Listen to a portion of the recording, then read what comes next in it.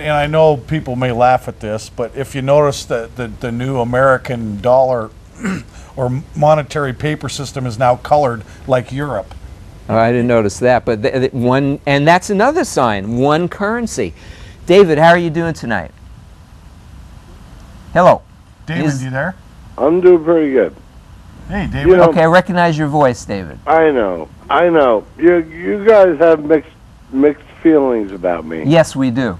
Well, he does. Okay. I do. Hey, by the way, did you try and get in touch with that lady who called up a few weeks? What I'm calling about was last week's call of Sherry. That was, yeah, that's what I'm that was Remember, two weeks Two ago. weeks ago. No, that was last week. And No, I called her. It's been 2 weeks, believe well, me. all right, whatever. You know, I'm not going to argue with you, but I followed up on that because that's Did you what get I to talk do. with her? Yeah. They wouldn't let us through for some reason. Well, I did. I got to talk to her. Okay, and? Wonderful. And I talked to her about the ability she had to Use a computer. Well, it's weird. Why I got to turn you guys off here? Let me do this. Okay, now it's easier to talk. Yes, it is. Sherry was not allowed to use the internet, as you may recall. And by the way, now for our case viewers, David, management Sherry had a horse accident 8 years ago and is paralyzed. So go ahead. I just want to let the people who are listening know who she is, kind of. Yeah, Sherry now has the ability to look at the internet and figure out what she wants to do for her own salvation. And you said you were an advocate to the disability, is that correct? Yeah. Were you able to line her up with any sort of Sounds like he did it. or? It sounds I like talked to a case manager. Wonderful. And what happened? Can you Well, help? what happened was that they are looking into this and making sure that Sherry can do what she wants to do, which is important for all people with disabilities. Absolutely, that is great news. That is great. Now, in relation to what we're talking about here, do you have anything you want? I'd like to show a film clip, and I'm glad you brought that up in call. But do you have anything to relate in relation to philosophical, spiritual, and one world government? Well, not yet, but Okay. I'll look at your film clip and see if I have something to say. Sounds good. Guys, let's get ready to run that first film clip. Thank you, David, for calling. This first film clip is about 4 minutes long, as I recall, so pretty short. A lot of quotes, real powerful. So let's run that. We'll see you guys in about 4 minutes. World government has been declared by some of the greatest leaders and influential minds of the last century. The focus of their desire is supposedly world peace. Albert Einstein said, mankind's desire for peace can be realized only by the creation of a world government. Einstein also declared, quote, there is no salvation for civilization or even the human race other than the creation of a world government. Meanwhile, Nehru, the leader of India during the days of Mahatma Gandhi, declared, I have long believed the only way peace can be achieved is through world government. We have arrived at a stage where the next step must comprise a world and all its states submitting to the authority of world organization. Mortimer Adler said, world peace is impossible without world government. And Sir Winston Churchill declared, the creation of an authoritative world order is the ultimate aim toward which we must strive. French President Charles de Gaulle seemed adamant when he said, nations must unite in a world government or perish. Walter Cronkite said concerning nuclear devastation that, quote, if we are to avoid that catastrophe, a system of world order, preferably a system of world government, is mandatory. The proud nation someday will see the light, and for the common good and their own survival, yield up their precious sovereignty, just as America's 13 colonies did 2 centuries ago.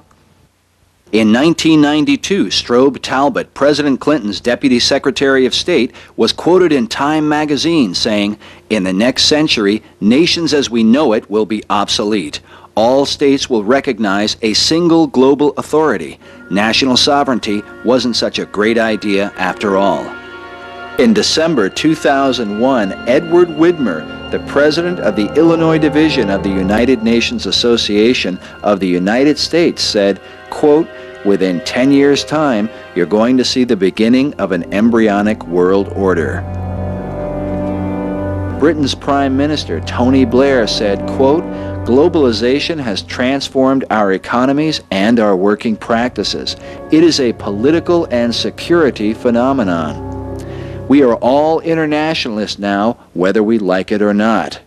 We are witnessing the beginnings of a new doctrine of international community. While the quote that seems to consolidate them all comes from Robert Mueller, former Assistant Secretary General of the United Nations, who said, we must move as quickly as possible to a one-world government, a one-world religion, under a one-world leader. As to what manner of leadership is under consideration, consider this quote from Paul Henry Spaak, the former Secretary General of NATO, who in 1957 said, what we want is a man of sufficient stature to hold the allegiance of the people and to lift us out of the economic morass into which we are sinking. Send us such a man, and be he God or the devil, we will receive him.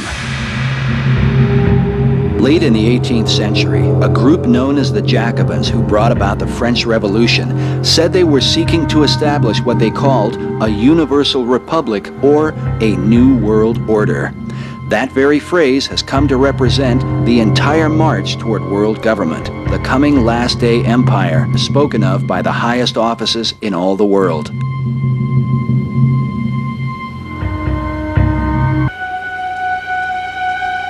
Robert Kennedy, the former U.S. Attorney General in 1967, said, all of us will ultimately be judged on the effort we have contributed to building a new world order. Welcome back to Truth Seekers. Bet you some of those quotes surprised you. They surprised me when I first heard them. Didn't they surprise you, a couple in there? Well, they all mention the same things over and over and over again. In order to bring peace in this world, we need to submit and yield to a one-world government. Right, right. We showed film clips in the past, in Government-2, the second set of this film, talking about a new world order and coming under a spiritual umbrella. Barbara Marx Hubbard was talking about this emerging world order where they're going to wipe out a quarter of the planet's population, and she's a major New Age advocate, channels spirits. Marilyn Williamson, again, who teaches in Oprah Winfrey's satellite radio station every day of the week, channeling information from a spirit that claimed to be Jesus, and everything he says counters what Jesus says in the Bible, and that his disciples who were with him for 3 years totally contrary to that, changing it all around. And they say that they're going to wipe out a quarter of the Earth's population, this whole New Age viewpoint, and there's many involved in that. I wonder how many in government are involved in that. I know that, let's see, Hillary Clinton Rodham said that she would get messages from Eleanor Roosevelt from the dead and through, you know, spirits, and we had showed her with a shaman witch doctor praying over her and her eyes closed and whatever. Well, we got a phone call. We got 2 phone calls. Okay, first one was Joseph. Joseph, how are you doing tonight? Oh, hi, Mike and Jay. How are you guys? Hey, I'm doing Joseph. pretty good. Good, thanks. Hey, you know, I believe we are living in the end times. I mean, I think you guys show some really good evidence for that, and you know, we just need to look around and smell the roses, as it were, to see that, you know, we are. But you know what? in reality, I think we're all in the end times. You know, I mean, we're not going to live forever here on this earth, are we? No, there's an appointed time to be born and an appointed time to die. Yeah, and you know, I'm pushing 50, and I think if I do everything to my body, you know, I'm probably going to live another 25 years. You know, if I take good care of it. But you know, God willing, you know.